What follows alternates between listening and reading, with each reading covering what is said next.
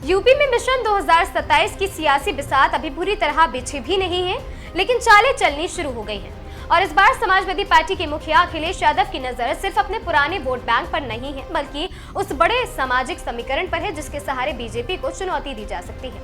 खबर है कि अखिलेश यादव ने चुनावी रणनीति को लेकर प्रशांत किशोर से संपर्क किया है।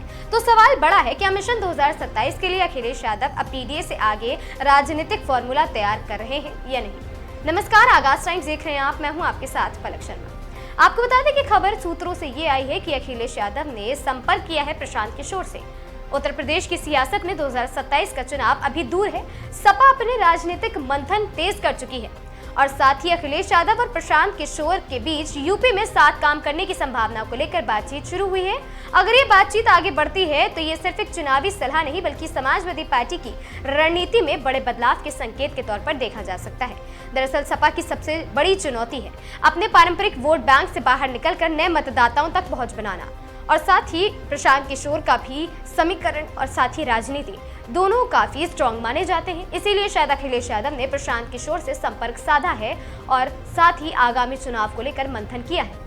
अखिलेश यादव पहले ही पीडीए यानी पिछड़ा दलित अल्पसंख्यक के फॉर्मूले को अपनी राजनीति का बड़ा आधार बना चुके हैं, लेकिन अब इस सामाजिक समीकरण का दायरा बढ़ाने की बात है। पंडित को पीडीए की नई परिभाषा में शामिल करना हो या जनेश्वर मिश्र की जयंती को बड़े स्तर पर मनाना, संदेश साफ है, सपा सर्वण समाज को एक हिस्से तक भी अपनी पहुंच बढ़ाना चाहती है। यहीं पर प्रशांत किशोर की भूमिका महत्वपूर्ण हो सकती है। प्रशांत किशोर का चुनावी मॉडल सिर्फ जातीय समीकरण पर निर्भर नहीं है। रोजगार, शिक्षा, स्थानीय विकास, भ्रष्टाचार और बेहतर जनप्रतिनिधित्व जैसे मुद्दों पर राजनीतिक नैरेटिव बदलने की कोशिश उनकी रणनीति का अहम हिस्सा है। और यही मॉडल अखिलेश के लिए सबसे बड़ा हथियार बन सकता है, क्योंकि 2027 में बीजेपी को चुनौती देने के लिए सपा के सामने सिर्फ वोट जोड़ने की चुनौती नहीं है, उसे युवाओं, शहरी मतदाताओं, बल्कि बार और साथ ही वहां पर सर्वण समाज के एक हिस्से तक अपनी राजनीतिक पकड़ मजबूत करना भी है। क्योंकि यूपी में उनका पुराना प्रयोग सफल नहीं रहा था, लेकिन उसके बाद प्रशांत किशोर ने बिहार में लंबी पदयात्रा, संगठन निर्माण और साथ ही प्रत्यक्ष राजनीति का अनुभव हासिल किया है। ऐसे में अब उनकी भूमिका सिर्फ चुनावी रणनीति की नहीं है, बल्कि जमीन पर राजनीतिक समीकरण समझने वाले चेहरे की भी मानी जा रही है।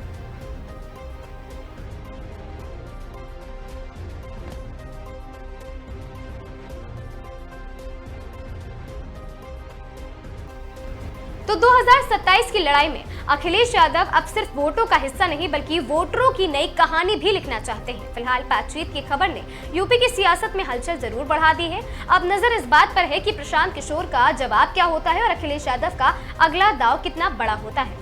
क्या अखिलेश यादव बदल कर ऐसा नया फॉर्मूला तैयार कर पाएंगे जो 2027 में यूपी की सत्ता का समीकरण ही पलट दे? आपकी क्या राय है? आप हमें कमेंट बॉक्स में जरूर बताएं। मैं थी आपके साथ पलक शर्मा। देखते रहें आगाज टाइम्स।